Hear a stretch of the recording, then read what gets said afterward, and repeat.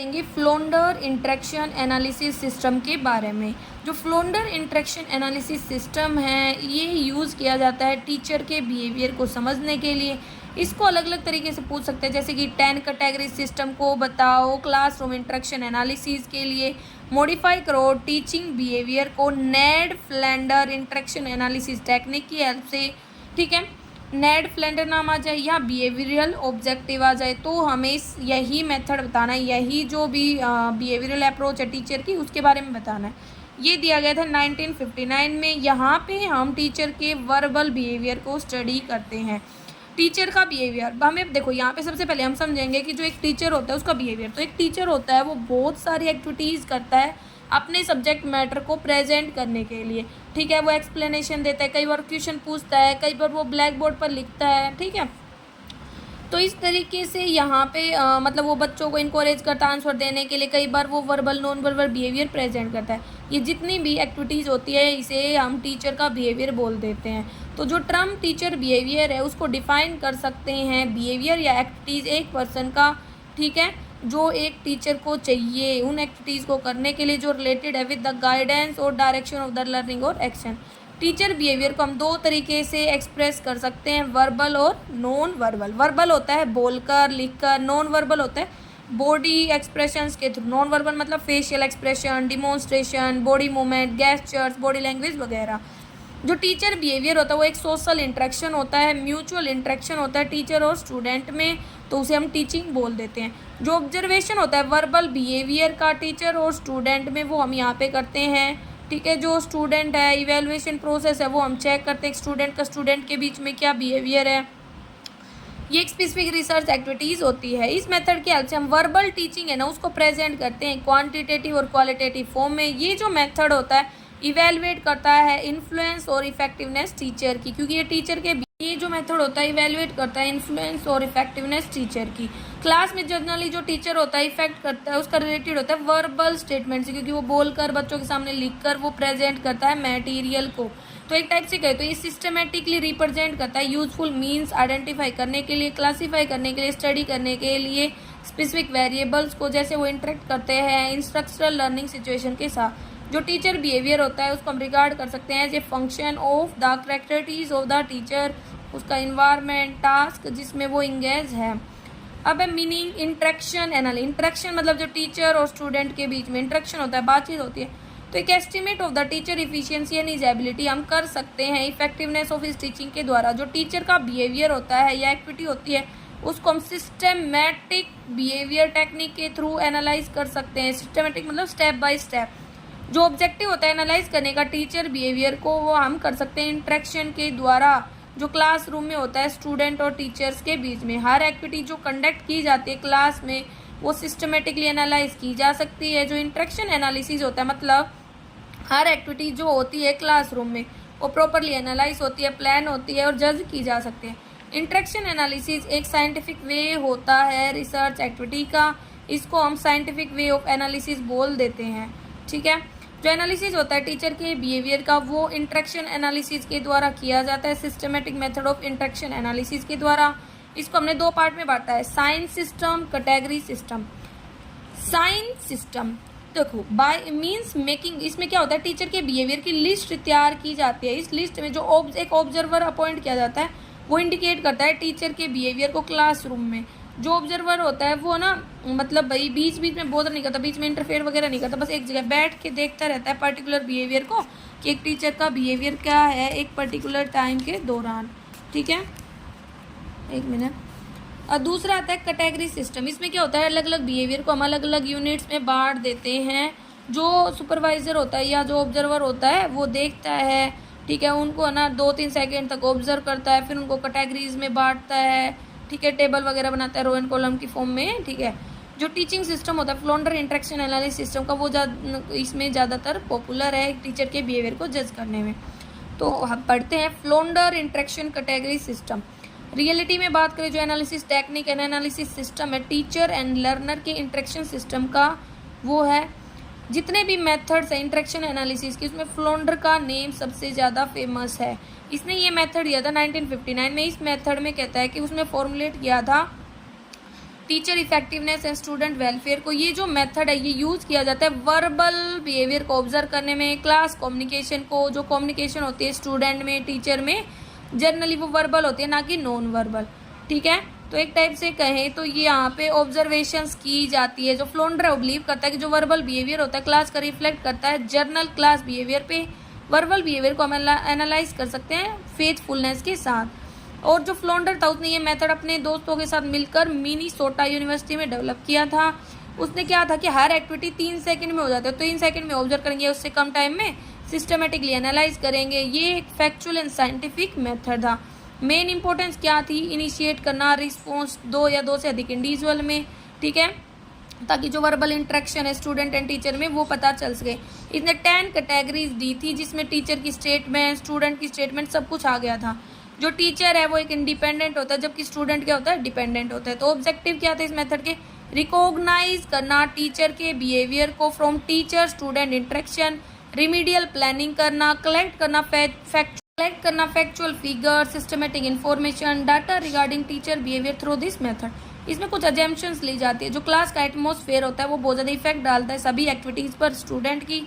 जो इंटरेक्शन होता है टीचर एंड स्टूडेंट में वो बहुत ज़्यादा इंपॉर्टेंट होता है। जो बिहेवियर होता है टीचर का वो अफेक्ट करता है बिहेवियर स्टूडेंट का। डेमोक्रेटिक एटमॉस्फेयर अफेक्ट करता है बच्चे की परफॉर्मेंस को कि किस टाइप से मतलब रिप्रेजेंट किया जा रहा है, कैसे बिहेव किया जाता है।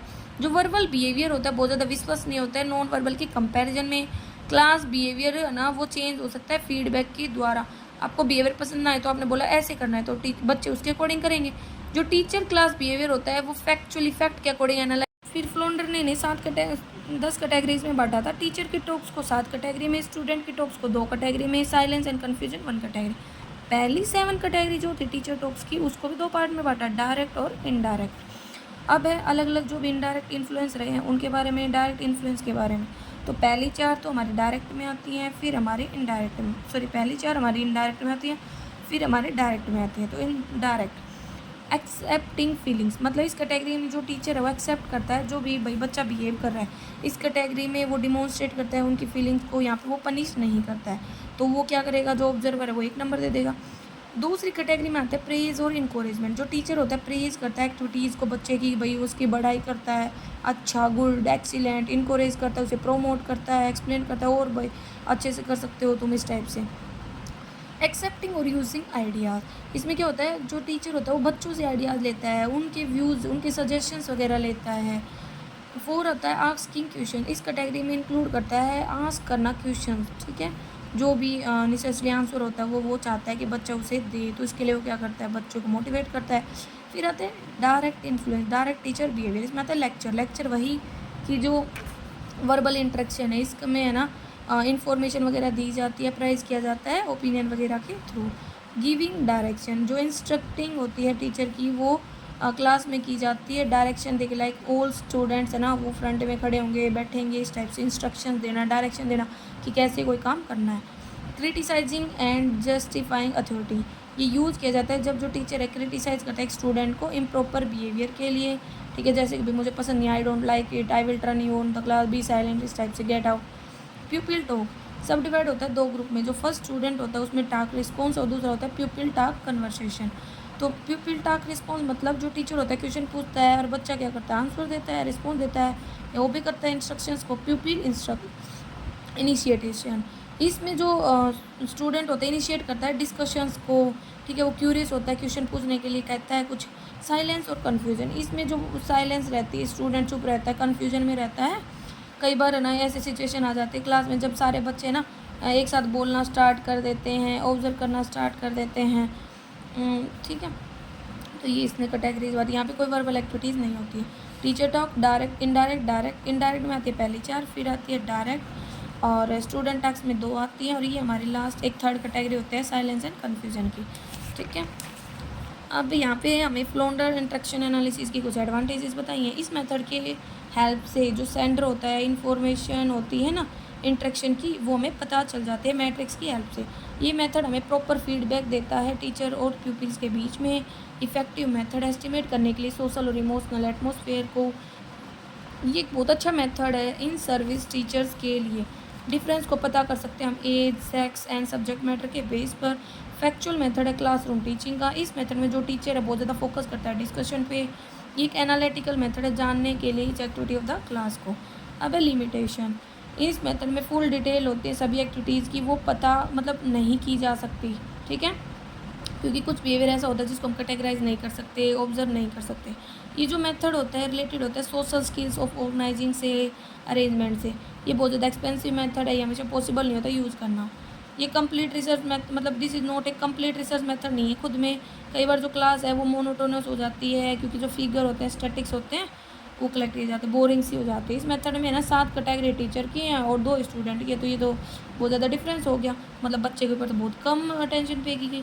ट्रेनिंग फेथफुल टीचर हमेशा एक प्रॉब्लम होती है, लैक ऑफ, क्योंकि ऐसे अच्छे टीचर्स की कमी के कारण भी अच्छा नहीं है, बहुत ज़्यादा टाइम लग जाता है भाई, पूरा प्रोसेस देखना, कैटेगरी बनाना, इसके लिए हमेशा एक सुपरवाइज़र की ज़रूरत होती है। बिना सुपरवाइज़र के तो ये मेथड किसी काम का है नहीं। डिस्क्राइब करो 10 कैटेगरीज, तो मतलब किसकी हेल्प से, इनकोडिंग एंड डिकोडिंग की। तो 2 प्रकार होते हैं इंटरेक्शन एनालिसिस के, एक होता है इनकोडिंग, एक होता है डिकोडिंग। इनकोडिंग में तो क्या होता है कि भाई सुपरवाइज़र होता है, ऑब्जर्व करता है, क्योंकि डिकोडिंग में टेबल वगैरह के थ्रू, परसेंटेज के थ्रू प्रेजेंट किया जाता है। बिफोर नोइंग द इनकोडिंग जो प्रोसीजर होता है, इसमें जो टीचर होता है थ्रोली वही खुद 10 की 10 कैटेगरी से फैमिलियर होगा, फ्लोंडर ने कौन कौन सी कैटेगरी दी थी। जो टीचर होता है एडुकेट प्रैक्टिस करेगा वर्बल बिहेवियर की क्लास में, ठीक है, इसके लिए कहता है कि वो भाई सुपरवाइज़र उसकी ज़रूरत होगी। तो experience teacher of encoding method में क्या होगा, भाई बहुत सारी प्रॉब्लम भी आएंगी, उसके सॉल्यूशंस मिलेंगे, तो प्रैक्टिस के दौरान वो डेवलप करेगा स्किल्स इनकोडिंग की, ठीक है, इनकोड करेगा 3 सेकंड में, मतलब तो सुपरवाइज़र होगा वो क्या करेगा, ऑब्जर्व करेगा, तो वो एक जगह पे बैठ जाएगा क्लासरूम में और सारी एक्टिविटीज़ को ऑब्जर्व करता रहेगा, पॉइंट देता रहेगा। मतलब एक क्या होगा, एक इवेंट 3 सेकंड का होगा, तो 1 मिनट में क्या होगा, 20 कैटेगरीज में बांट देगा, ठीक है। 40 मिनट होगी ना, उसमें कोई इनकोडिंग नहीं है, क्योंकि 5 मिनट तो भाई सेटल करने में चली जाती हैं, ठीक है। तो इसमें क्या होगा, मीनिंगफुल वे है, रिकॉर्ड किया जाता है हर इवेंट को, और हर 3 सेकंड के बाद है ना टीचर की एक्टिविटीज़ बदलती रहती है, रिकॉर्ड करते रहते हैं। और कैटेगरी को इनकोड किया जाता है लिस्ट के रूप में, रिपोर्ट कार्ड के रूप में, जो टीचर का नाम है, क्लास, सब्जेक्ट वगैरह सब कुछ रिकॉर्ड किया जाता है। आफ्टर इनकोडिंग जो इवेंट्स होते हैं क्लास के, ऑब्जर्वेशन मैट्रिक्स वगैरह तैयार की जाती है, एक्सप्लेनेशन दिया जाती है। इस मैट्रिक्स में जो साइकिल होती है इवेंट्स की, स्टूडेंट का बिहेवियर, वो सब लिखा जाता है। ऑब्जर्वेशन मैट्रिक्स में 10 कॉलम होते हैं, 10 रो होते हैं ऑब्जर्वेशन करने के लिए। बिगिनिंग में जो कैटेगरी 10 है वो एंटर की जाती है, एंड में 10, मतलब स्टार्टिंग में भी 10 लगाना पड़ता है हमें और लास्ट में भी 10 लगाना पड़ता है। 2 कैटेगरी कंबाइन होती है, मतलब पेयर बनाए जाते हैं फिर, ठीक है। First line of category join करती है कॉलम के साथ, और सेकंड कैटेगरी मतलब whatever they join pair formed. ये हम जैसे आप मतलब टेबल बताऊंगी तब आपको ज़्यादा समझ में आएगा। ये डिकोडिंग प्रोसेस क्या है, डिस्क्राइब करता है, एक्सप्लेन करता है क्लास इंस्ट्रक्शन को सुपरविजन मैट्रिक्स के थ्रू। जो टीचिंग बिहेवियर होता है एक्सप्लेन किया जाता है बिगनिंग में। फ्लोंडर क्या करता है, ऑब्जर्वेशन मैट्रिक्स एरिया डिफाइन करता है, ठीक है, रेशोज़ की फॉर्म में, अरेंज करता है डाटा को, ठीक है, कॉलम रो की फॉर्म में। तो quantitative interpretation, category ratio, behavioural ratio, interactive variable या quantitative interpretation, clockwise flow of interaction, box blow diagram, ये सब इसमें बताए हैं। अब बात आती है कैसे जो इंटरेक्शन मैट्रिक्स है वो मतलब बनाई जा सकती है। तो एनालाइज करने के लिए टीचर के बिहेवियर को फ्लोंडर ने 10 कैटेगरी ऑफ इंटरेक्शन एनालिसिस बताई थी। इस ऑब्जर्वेशन में भाई जो भी बिहेवियर होता है उसको मतलब इनकोड किया जाता है, सीरियल नंबर वगैरह दिए जाते हैं 10-10 के रो में, 10 कॉलम 10 रो, ठीक है। जैसे कि एग्जांपल ये सीरीज़ खुद से ली गई है, ठीक है, आप खुद भी नंबर ले सकते थे। और क्या करोगे, स्टार्टिंग में 10 लगाओगे और लास्ट में 10 लगाओगे। जैसे ये देखो, स्टार्टिंग में 10 लगा दिए सीरियल नंबर में, और फिर जो भी नंबर थे 6, 10, 7, 5 ये सारे लिखे गए हैं, और यहाँ पे लास्ट में भी 10 लगा दिया, ओके। और फिर क्या की गई है, इनकी पेयरिंग की गई, स्टार्टिंग में 10 और 6 की, फिर अगला 6 है ना उससे ही अगला स्टार्ट होगा, 6 10 की, फिर 10 7 की, फिर 7 से ही स्टार्ट होगा, ठीक है, 7 7 की, फिर 7 5 की, फिर 5 1 की, फिर 1 4 की, फिर 4, इस टाइप से।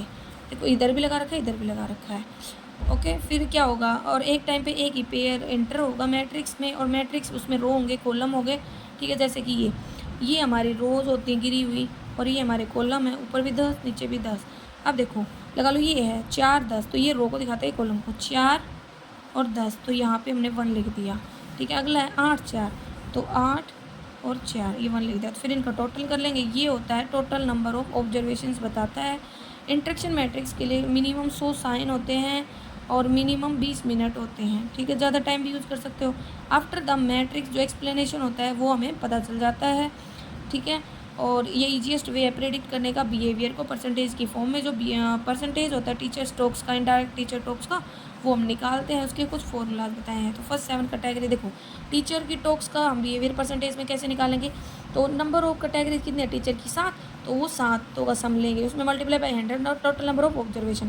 तो यहाँ पे नंबर ऑफ ऑब्जर्वेशन है 9 और 7 कैटेगरी टीचर की है, तो देखो 7 तक का सम कर लो, ठीक है। 1 2 3 3 2 5 और 1 6, तो 6 मल्टीप्लाई में 100 अपॉन में 9, हमारा आंसर आ जाएगा। इनडायरेक्ट में 4 आती है स्टार्टिंग की, तो 4 कैटेगरीज के सब मल्टीप्लाई बाई 100 अपॉन में टोटल ऑब्जर्वेशन। डायरेक्ट में 3 आती है लास्ट की, फिर वही। अरे से स्टूडेंट का देखना है तो 8 और 9 2 होती हैं, मल्टीप्लाई बाई 100 अपॉन में टोटल ऑब्जर्वेशन। तो ये हमारा कुछ है। साइलेंस एंड कन्फ्यूजन एक ही फिगर होता है, आंसरिंग परसेंटेज वगैरह।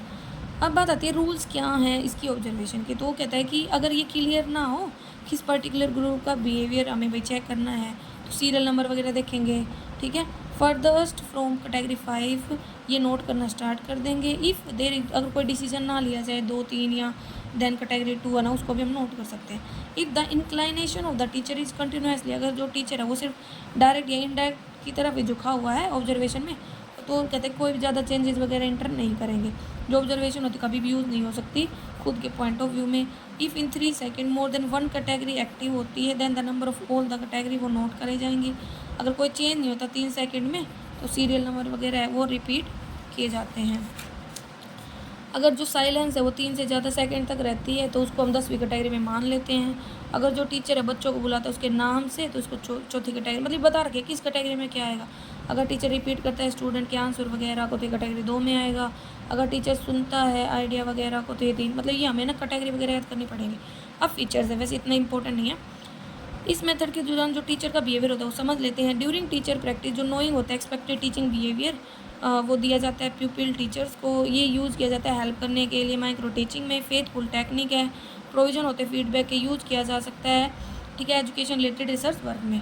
अब मोटिफिकेशन इन फ्लोंडर इंट्रैक्शन एनालिसिस सिस्टम, इसमें इंट्रैक्शन एनालिसिस सिस्टम में ये डेवलप किया गया था फ्लोंडर के द्वारा। एम्फेसाइज होता है वर्बल इंट्रैक्शन पे, ना कि नॉन वर्बल पे, ठीक है। जो क्लासरूम होती है वर्बल नॉन वर्बल दोनों ही होती हैं वैसे तो, ठीक है।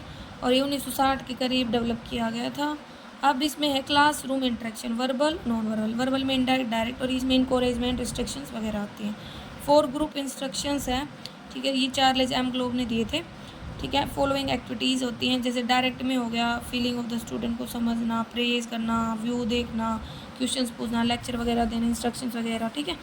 और इनकोरेजमेंट इसमें मतलब एक्सेप्टनेस या अनएक्सपेक्टमेंट, एग्रीमेंट, डिसएग्रीमेंट, एक्टिवेट करना, personal, common, response, no response, interest, strong, hard, attentive, unattentive, happy, unhappy, ये सब इसमें बताए गए हैं। और ये बताई गई है टीचर की कैटेगरी, ये वर्बल बिहेवियर, ये स्टूडेंट की कैटेगरी। ये वैसे किसी काम का नहीं है इतना, ठीक है। तो आप नॉर्मल इसको देख सकते हो।